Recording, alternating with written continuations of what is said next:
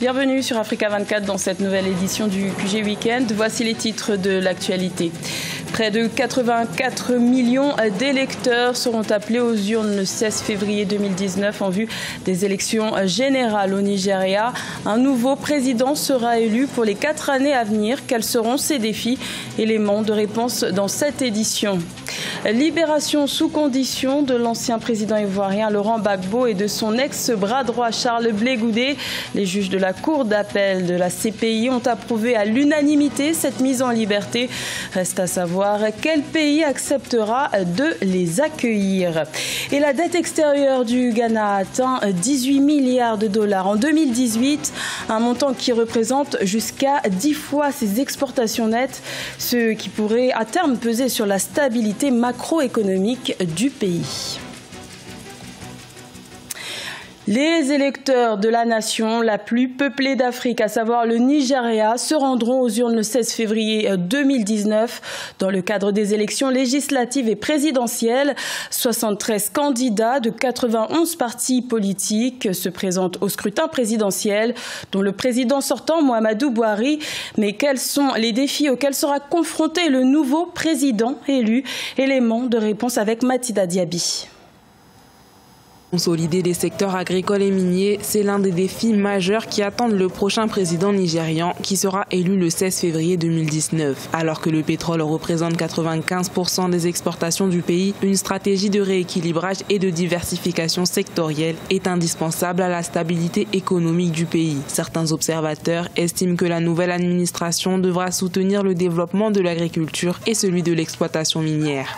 Il faut dire que c'est un pays dont l'économie présente la particularité d'être très fournie en matières premières, mais d'une manière générale, l'économie n'est pas très structurée. Ceci dit, les enjeux au niveau du pouvoir nigérian sera donc de moderniser cette économie. Sur le plan social, le prochain président devra mettre en place les réformes nécessaires afin d'adapter le système éducatif à la pression démographique considérable. Le système éducatif connaît également beaucoup de défaillances du fait que c'est un État qui a une orientation libérale, si bien que le secteur de l'éducation, malgré donc un secteur privé assez grand, n'arrive pas donc à avoir un système éducatif performant. Les Nigérians seront appelés aux urnes le 16 février 2019 pour élire un nouveau président. L'actuel chef de l'État, Muhammadu Buhari, tête de file du Congrès des progressistes, est candidat à sa propre succession. Il sera face à un opposant de taille, le chef du Parti démocratique du peuple, Atiku Abubakar.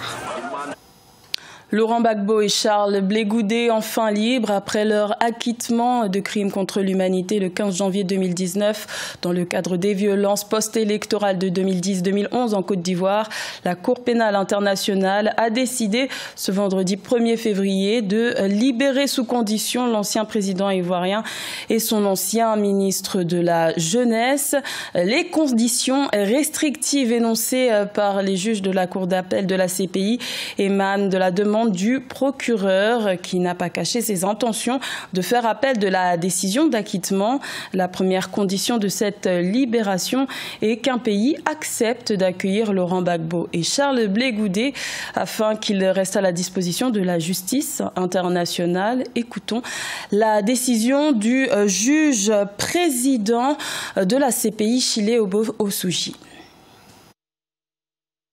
Pour les raisons expliqué dans l'arrêt écrit, la Chambre d'appel décide à l'unanimité ce qui suit. Premièrement, la décision orale de la Chambre de première instance numéro 1 en application de l'article 81.3 petit c petit 1 du statut en date du 16 janvier 2019 est amendée par l'ajout d'un ensemble de conditions qui assortissent la mise en liberté.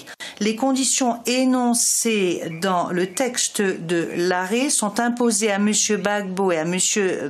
Blé Goudé au sujet de leur mise en liberté vers un État qui sera disposé à les accepter sur leur territoire et qui sera disposé en mesure d'exécuter ces conditions. Deuxièmement, il est demandé aux greffiers de prendre des mesures auprès des États disposés à accepter sur leur territoire M. Gbagbo et ou M. Blé Goudé et à mettre en œuvre les conditions énoncées dans le texte de l'arrêt. Si le greffier venait à rencontrer des difficultés à cet égard, il lui est demandé d'en informer la chambre d'appel sans retard. Troisièmement, le greffier peut également prendre des mesures appropriées et nécessaires provisoirement eu égard à la mise en liberté avec condition en attendant la conclusion des accords avec les États. Quatrièmement, la chambre d'appel peut modifier les conditions de la mise en liberté à l'avenir, proprio motu ou sur requête d'une partie ou d'un participant. Cinquièmement, la chambre d'appel ne fait pas droit à la demande présentée par le procureur suivant laquelle la chambre d'appel devrait demander à la chambre de première instance numéro 1 de fournir une déclaration intégrale et motivée de ses conclusions eu égard à l'acquittement de M. Blé Goudé et de M. Gbagbo aussi rapidement que faire se peut et de préférence 30 jours après que nous rendons cet arrêt. Au Bénin, l'intersyndicale des enseignants du supérieur public est en colère. Les syndicats protestent contre la nomination par le gouvernement des responsables d'entités des universités publiques effectuée le 30 janvier. Un sit-in a d'ailleurs été organisé à Cotonou au lendemain de ces nominations. Reportage de notre correspondant Leftionou. La nomination des dirigeants des unités de formation et de recherche dans les universités publiques du Bénin n'est pas du goût des enseignants. Ces derniers ont répondu à l'appel à manifestation de l'intersyndicale des enseignants des universités nationales du Bénin jeudi 31 janvier 2019 à Cotonou.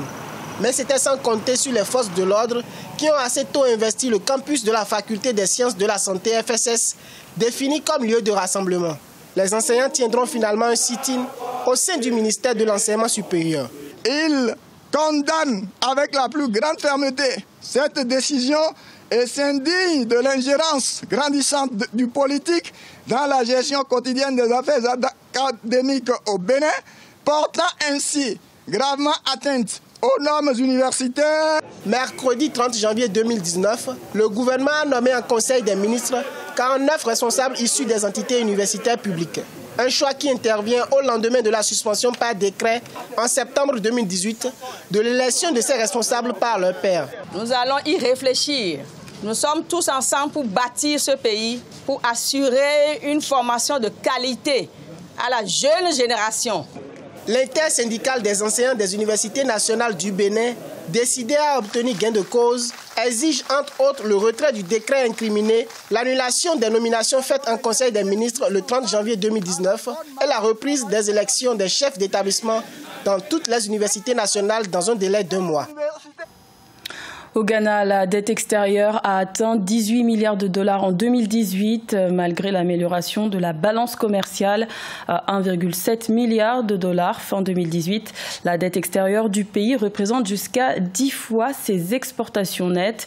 Et dans le même temps, la position extérieure du pays s'est légèrement détériorée. Plus de détails avec Mathilda Diaby. 18 milliards de dollars, c'est le montant total qu'a enregistré la dette extérieure du Ghana au terme du mois de novembre 2018, selon les chiffres de la Banque centrale. Les experts estiment que ce montant élevé pourrait peser sur la stabilité économique du Ghana, car il représente 10 fois les exportations du pays. Tout pays a droit à contracter la dette intérieure ou extérieure pour financer son économie. Cependant, il faut veiller sur le niveau de ce endettement dans le but de ne pas étouffer l'économie et surtout stimuler la production destinée à l'exportation afin de diminuer le poids de la dette, ce qui de facto rend la dette soutenable. Dans le même temps, la position extérieure du Ghana s'est détériorée et les deux secteurs qui emploient le plus de main-d'œuvre, c'est-à-dire l'or et le cacao, ont généré moins de revenus. Moins 300 000 dollars pour l'or et moins 600 000 dollars pour le cacao. Le Ghana fait partie des pays producteurs de cacao et du café, deux ressources destinées à l'exportation. L'accroissement de la production de ces matières premières destinées à l'exportation ne peut que créer l'équilibre entre la dette et les réserves internationales afin de rendre l'économie compétitive. Cependant, le gouvernement continue d'emprunter sur les marchés internationaux et a annoncé la possibilité d'y solliciter 3 milliards de dollars en 2019. Mais pour réduire substantiellement la dette extérieure d'ici 2021, comme le gouvernement s'y est engagé, les experts recommandent un recours plus important au marché local. Les 28 et 29 janvier 2019 s'est tenu le deuxième dialogue régional de protection concernant la déclaration d'Abuja, une déclaration dans laquelle plusieurs pays africains s'engageaient à consacrer au moins 15% de leur budget au secteur de la santé. Aujourd'hui, où en sont ces dispositions? Éléments de réponse avec Aïssatou Bari et Ange Nomenio. Les pays africains peinent toujours à accorder la priorité au secteur de la santé dans leur budget. En moyenne, le chiffre idéal se situerait autour de 5%, alors que les gouvernements africains consacrent moins d'1% de leur produit intérieur brut aux dépenses de santé. Il y a eu beaucoup de réformes qui ont été faites liées au programme d'ajustement structurel. Il y a eu les conséquences immédiates, et notamment les conditionnalités imposées par la Banque mondiale du Fonds monétaire international de financement notamment du secteur de la santé et le recrutement des médecins, le renouvellement du parc mobilier. Donc autant d'éléments qui sont des causes exogènes qui peuvent alors ralentir le financement du secteur. La majeure partie des États africains n'ont pas de politique de développement stratégique. Et la plupart de ces pays gèrent la question du financement au quotidien. Selon la Commission de l'Union africaine, seuls 6 États membres de l'UA ont dépassé le seuil des 15%. Il s'agit entre autres du Rwanda, 18,8%, du Niger, 17,8% et du Burkina Faso, 15,8%. Pour réinventer le mode opératoire notamment du système de santé publique en Afrique, en essayant notamment d'impliquer notamment le secteur privé. Parce que la pression démographique elle est forte, parce qu'aujourd'hui l'Afrique de 1960 n'est même pas l'Afrique de 2019. Il est donc important qu'au-delà des Nations Unies, au-delà des ONG à caractère humanitaire, il est donc important pour le continent africain de pouvoir mettre en place un plan stratégique de développement. En Afrique, la plus grande partie des fonds sont octroyés par des donateurs étrangers, une situation qui n'est pas durable à long terme selon les observateurs. Ce journal a été réalisé par l'ensemble de la rédaction. Merci de votre fidélité. L'information continue sur Africa 24.